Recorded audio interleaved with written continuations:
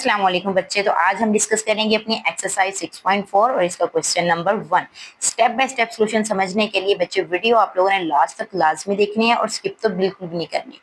First question है बच्चे हमारे पास, find the value of the following trigonometric ratios without using the calculator.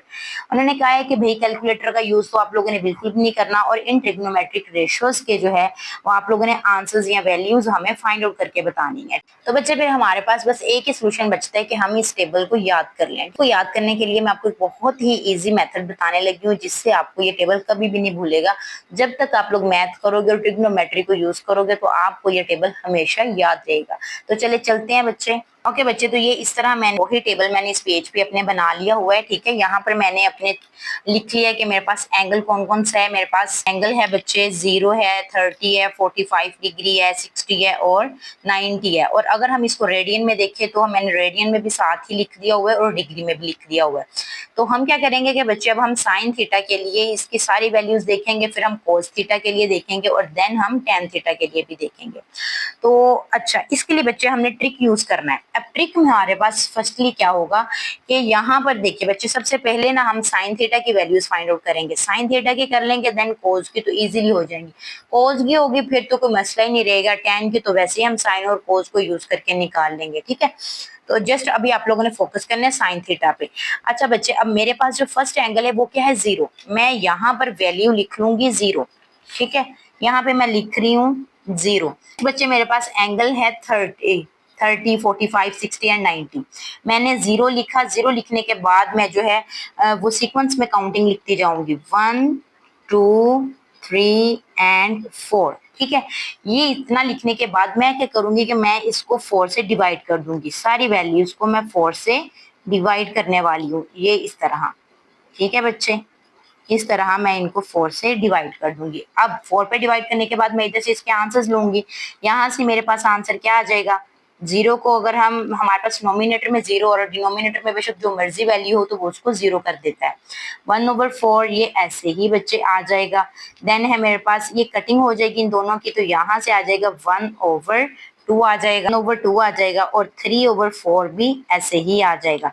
और 4 जो है वो 4 से कट होके हमारे पास यहाँ पे 1 आ जाएगा। अब लास्ट एक्शन हमारा रह जाता है। अब आपने बच्चे क्या करना है कि आपने इन तीनों वैल्यूज का स्क्वायर रूट ले लेना है। ठीक है, हम ले लेना है इन तीनों वैल्यूज का स्क्वायर रूट। ये इस तरह सारी वैल्यूज पे हम अप्लाई कर देंगे। अब यहाँ से बच्चे हमारे पास स्क्वायर रूट में क्या हमारे पास स्क्वायर रूट में क्या है 0, तो वो वैल्यू क्या आ जाएगी, इसका आंसर आएगा 0 आ जाएगा। अब स्क्वायर रूट में क्या है 1/4, 1 का तो स्क्वायर रूट 1 ही आएगा और अगर हम 4 का स्क्वायर रूट लेते हैं तो हमारे पास आंसर क्या आ जाता है 2 आ जाता है। ठीक है, तो ये बच्चे हमारे पास इसका आंसर क्या आ जाएगा 2। और यहाँ से अगर हम स्क्वायर रूट 1 का लेंगे तो वो 1 ही रहेगा और 2 का स्क्वायर रूट 2 ही रहेगा। ठीक है बच्चे, ये इसका आंसर आ जाएगा। नेक्स्ट हमारे पास ये भी हमारी वैल्यू ऐसे ही रहेगी, 3 ऐसे ही रहेगा। 3 का स्क्वायर रूट लिया तो 3 आ गया, 4 का हमने लिया तो हमारे पास 2 आंसर आ जाएगा। ठीक है, अब यहाँ से हमने square root of 1 is equal to 1 होता है, तो हमारे पास बच्चे ये वाली वैल्यूज इधर से आ गई हैं। अब हमने सेम इसी तरह ये वैल्यूज उठानी है और हमने इधर ऊपर लिखते जाना है। नीचे मेरे पास 0 है तो इधर मैं फर्स्ट बॉक्स में 0 लिख दूंगी। नेक्स्ट बच्चे इसकी सीध में मेरे पास क्या आंसर आया हुआ है 1/2, तो मैं यहाँ पर 1/2 लिख दूंगी। नेक्स्ट है बच्चे मेरे पास 1/√2, तो मैं यहाँ पर लिख दूंगी 1/√2। नेक्स्ट आ जाता है हमारे पास √3/2, तो मैं यहाँ पे ऐसे ही लिख दूंगी √3/2। और लास्ट पे बच्चे हमारे पास बचता है 1, तो मैं 1 ऐसे ही लिख दूंगी। ओके, अब हम मैच करते हैं कि क्या हमारे वाक्य में ये टेबल के अकॉर्डिंग ही आंसर्स चाहिए। चेक करते हैं हम जरा। ये आ गया हमारे पास हमारा टेबल। तो first answer is 0, first answer is 0। अच्छा, 30 एंगल पे कितना है 1/2, तो यहाँ पर कितना है 1/2। और 45 पे हमारे पास कितना है 1/√2, तो हमारा भी आंसर वही आया है।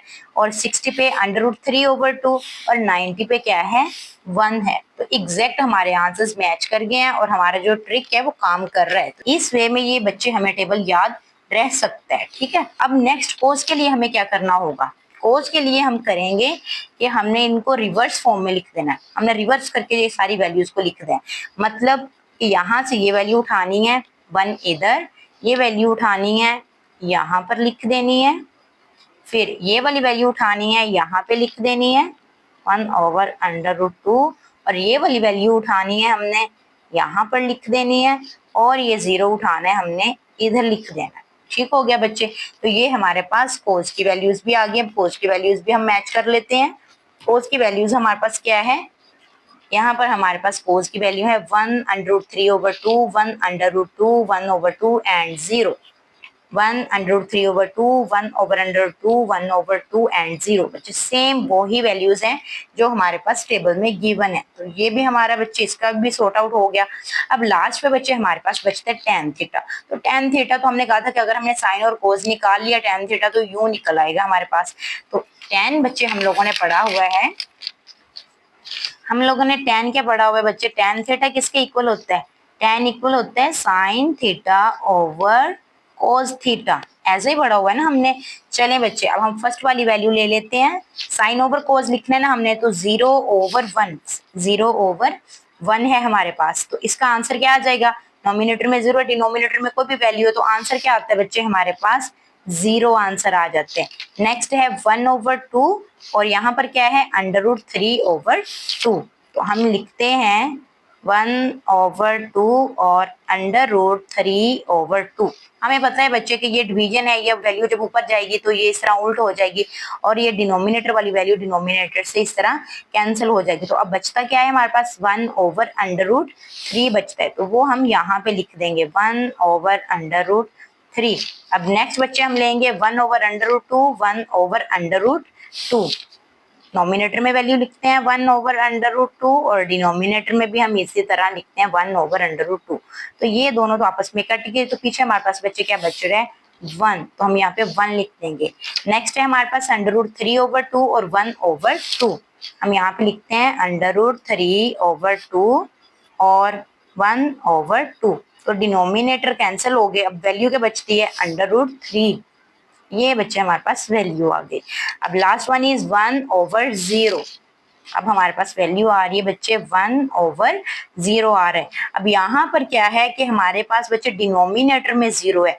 ये बात आप लोगों ने हमेशा याद रखनी है कि जब भी कभी आपके पास डिनोमिनेटर में 0 आ जाता है और ऊपर बेशक जो मर्जी आपके पास वैल्यू, जो मर्जी डिजिट हो, तो वो उसको क्या बना देता है, अनडिफाइंड बना देता है। ठीक, यहाँ पर हमारे पास 10 की वैल्यू 90 पे क्या होती है, अनडिफाइंड होती है। तो ये देखिए बच्चे हमारा जो ये टेबल है ये कंप्लीट हो चुका है। ठीक है, तो हम इसको मैच कर लेते हैं tan को भी, 0, 1/√3, 1/3 एंड इंफिनिटी।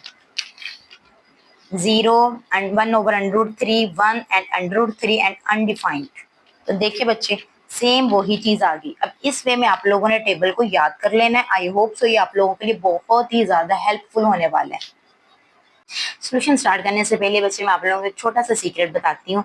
अब जैसे कि कुछ बच्चे होते हैं जिनको टेबल्स याद ही नहीं हो रहा, बहुत कोशिश कर ली है, ट्रिक्स भी बता दी है, सारा कुछ उन्होंने कर लिया, लेकिन नहीं टेबल याद हो रहा। तो आप लोगों ने परेशान नहीं होना, आप लोगों के लिए भी सोल्यूशन है। आप लोग बच्चे ये जो केसीओ है इसका ओरिजिनल वाला अगर कैलकुलेटर यूज करोगे ना, तो ये थोड़ा सा एक्सपेंसिव होता है। जो आम मतलब लेते हैं ना बच्चे कैलकुलेटर्स, तो उनसे थोड़ा सा एक्सपेंसिव होता है, ज्यादा फर्क नहीं होता, कोई थोड़ा सा फर्क होता है। तो अगर ये वाला आप इसका ओरिजिनल कैलकुलेटर लेते हो तो इस पे बच्चे आप लोगों को एग्जैक्ट वही वैल्यूज आती हैं जो आप लोगों के पास टेबल में आ रही होती हैं वैल्यूज। ठीक है, फॉर एग्जाम्पल मैं इधर लिखती हूँ sin 30, जो हमारे पास फर्स्ट है पार्ट इसका। तो देखें इसके आंसर किस में आया, फ्रैक्शन में आया। तो हमने अपना टेबल भी देखा कि उसमें भी वैल्यूज क्या है, फ्रैक्शन में है। ओके बच्चे, तो यहाँ आप लोगों ने देखा कि हमने sin 30 लिया तो हमारे पास आंसर क्या आ रहा है, 1/2 आ रहा है। सेम अब मेरे पास ये दूसरे वाला कैलकुलेटर भी है। अगर यहाँ पे मैं sin 30 लेती हूँ, ये देखिए मैं लिखती हूँ sin 30, तो इस पे आंसर ये देखें इस तरह पॉइंट में आ रहा है। कुछ भी अगर आप लिखेंगे, जैसे कि हमारे पास √3 के फॉर्म में या √2 के फॉर्म वाले भी हमारे पास वैल्यूज थी। जैसा कि ये है हमारे पास टेबल में हम ले लेते हैं साइन 60 ले लेते हैं हम।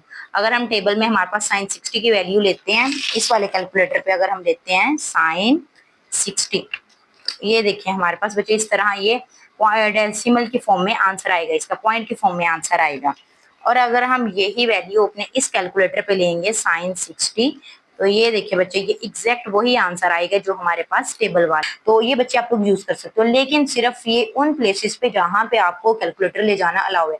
जैसे कि हमें एग्जाम्स में कैलकुलेटर ले जाना अलाउ है, हम कर सकते हैं, लेकिन कुछ टेस्ट हमें देने पड़ जाते हैं। नेक्स्ट हमने यूनिवर्सिटीज में जाना है, जैसे कि ई कैट का टेस्ट हो गया, तो इस तरह के जो कुछ टेस्ट होते हैं ना जहाँ पे कैलकुलेटर ले जाना अलाउ नहीं होता, तो वहां पे तो बच्चे फिर आप लोगों को टेबल अच्छे से याद करना ही पड़ेगा। तो अच्छा करो कि आप लोग इसको टेबल के ही थ्रू याद कर लो, लेकिन अगर नहीं हो रहा फिलहाल के लिए तो आप लोग बच्चे ये कैलकुलेटर यूज कर सकते हो। अब हम स्टार्ट करते हैं अपना सोल्यूशन। तो फर्स्ट पार्ट है हमारे पास sin 30, तो हम टेबल से ही देख लेते हैं जो कि हमने इतनी मेहनत से बनाया था। sin 30 कितना होगा, 1/2 होगा हमारे पास। हम इधर आंसर लिखते हैं इज इक्वल टू 1/2। नेक्स्ट है बच्चे हमारे पास cos 30, तो cos 30 हमारे पास क्या है, √3/2। ये देखें, ये भी मैं आपको कैलकुलेटर पे सोल्व करके बता देती हूँ, अंडर रूट वाली वैल्यूज भी आती हैं इस पे। ये देखें cos हमने कितना लेना है, cos 30 लेना है।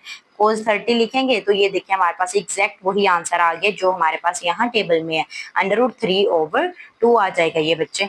ठीक है, तो हम लिख लेते हैं इधर, हमारे पास आंसर क्या आ गया है, √3/2। नेक्स्ट है हमारे पास tan π/6। तो ये बच्चे हमने देखा हुआ है कि ये हमने रेडियन में भी लिखा हुआ है, π/6 हमारे पास कितना होता है, ये 30 होता है। तो tan की वैल्यू अगर हम इसमें देखते हैं 30 में, तो हमारे पास कितनी है, 1/√3 होती है। तो हम इधर लिख लेते हैं 1/√3। tan अब हम कैलकुलेटर पे भी ले लेते हैं, इसी तरह हमने लिया tan 30। सो tan 30 की वैल्यू, तो tan 30 बच्चे हमारे पास वैल्यू आई है √3/3। तो आप लोगों ने कहना है कि मैम इधर 1/√3 है और वहां पे √3/3 है। तो बिल्कुल एग्जैक्ट बच्चे, वो भी सेम ही है। ये देखिए आंसर हमारे पास क्या आया है, वहां पर हमारे पास आया है √3/3। अगर बच्चे हमारे पास अक्सर क्वेश्चंस में भी ये चीज यूज होगी कि आपके पास कुछ इस तरह की वैल्यूज आ जाती हैं जिसमें आपके पास होता है कि अंडर रूट ऊपर आता है और सेम आपके पास जो है वो डिजिट होते हैं, सेम वैल्यू होती है। तो हम क्या करते हैं कि बच्चे इसके लिए होता है कि आपने √3 से ऊपर भी और नीचे भी इस तरह मल्टीप्लाई करवा देना है। इससे क्या होगा कि हमारा ऊपर से अंडर रूट खत्म होकर नीचे आ जाएगा। यहाँ से ये अंडर रूट वाली दो वैल्यूज हैं, तो मेन इसका क्या आ जाएगा, स्क्वायर आ जाएगा, √3 का स्क्वायर। तो ये इस तरह वैल्यू कट जाएगी और नीचे आपके पास क्या, 3/√3।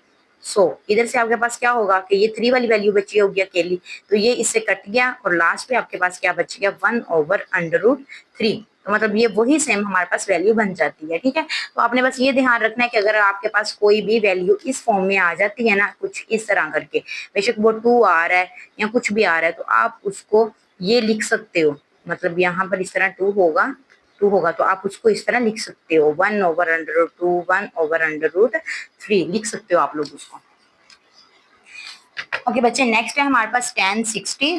tan 60 हमारे पास क्या आ जाते हैं, यहाँ पर हम अभी देख लेते हैं। ये है हमारे पास 60 और tan पे इसकी वैल्यू कितनी है, √3 है इसकी वैल्यू, √3 आ जाता है हमारे पास। कैलकुलेटर पे भी अगर हम लेते हैं tan 60, तो tan 60 is equal to √3 answer आ रहा है हमारे पास।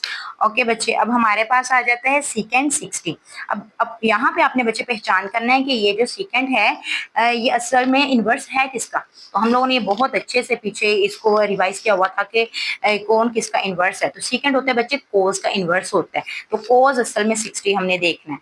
हमारे पास cos 60 कहाँ पर है, यहाँ है हमारे पास cos 60। पर अगर हम इसको इनवर्स करें, अब अगर हमारे पास ये जो फंक्शन है वो इसका इनवर्स है, फंक्शन अगर इनवर्स है तो वैल्यू भी तो उसकी इनवर्स में ही आएगी ना। तो ये 1/2 है तो वो क्या आ जाएगा, 2/1।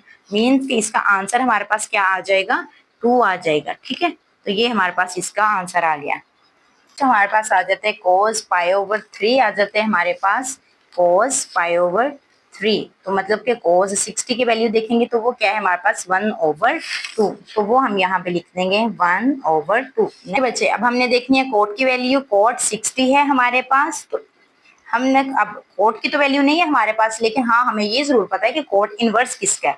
तो यहाँ पर देखिए जरा कि कोट हमारे पास किसका इनवर्स होता है, tan का इनवर्स होता है। तो हम tan की वैल्यू देखेंगे, tan की वैल्यू हम किस में देखेंगे, 60 पे देखेंगे हम। ये रहा हमारे पास 60 और ये रही हमारे पास tan की वैल्यू, √3 है हमारे पास।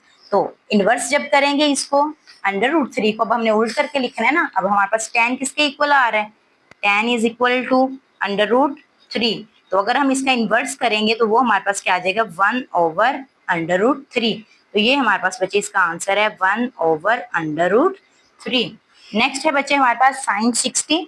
तो साइन 60 की हमारे पास वैल्यू है √3/2। तो वो हम एग्जैक्ट ऐसे ही लिख देंगे √3/2। उसके बाद है बच्चे हमारे पास सीकेंड 30 है हमारे पास। तो सीकेंड हमने देखना है कि सीकेंड हमारे पास किसका इन्वर्स होता है। तो यहाँ पर बच्चे लास्ट एक्सरसाइज में हमने देखा था कि जो ये सीकेंड है वो हमारे पास कोस का इन्वर्स होता है। ठीक है, तो वो ही हम करेंगे कि हम पहले हम देखेंगे कोस की वैल्यू। कोस 30 पे हमारे पास कितना होता है, कोस 30 पे हमारे पास होता है √3/2। √3/2 होता है। और अगर हम इसका उल्ट करेंगे तो हमारे पास क्या आ जाएगा 2/√3। तो यही बच्चे हमारे पास आंसर है 2/√3। नेक्स्ट बच्चे हमारे पास कॉसिक 30 है। हम देखेंगे कि पहले कॉसिक इनवर्स किसका है, क्योंकि ये मेन हमारे पास फंक्शन नहीं है, ये इनवर्स फंक्शन है। तो ये है हमारे पास बच्चे साइन का। ठीक है, तो साइन की हम वैल्यू देखेंगे कि साइन 30 कितना होता है हमारे पास। साइन 30 हमारे पास होता है बच्चे 1/2 होता है, और इसका उल्ट क्या आ जाएगा 2 आ जाएगा। तो ये हमारे पास इसका आंसर आ गया। नेक्स्ट बच्चे हमारे पास साइन 45। तो साइन 45 हमारे पास कितना है 1/√2 है हमारे पास, 1/√2। ओके बच्चे, लास्ट वन है हमारे पास cos π/4। cos π/4 हमारे पास कौन सा एंगल है 45 है हमारे पास। ठीक है, तो ये हमारे पास वैल्यू कितनी है 1/√2। इसके साथ ही बच्चे हमारी एक्सरसाइज जो है वो कंप्लीट होती है। अपनी तरफ से बच्चे मैंने पूरी कोशिश की है कि सारे क्वेश्चंस बिल्कुल ठीक करूं। फिर भी अगर कहीं क्वेश्चन में कोई मसला हो, अगर कोई गलती से कोई गलत आंसर आ गया हो, तो आप कमेंट सेक्शन में लाजमी शेयर करिएगा। अगर वीडियो अच्छी लगी हो तो लाइक लाजमी करिएगा और शेयर भी कर दीजिएगा। नेक्स्ट वीडियो तक के लिए अल्लाह हाफिज।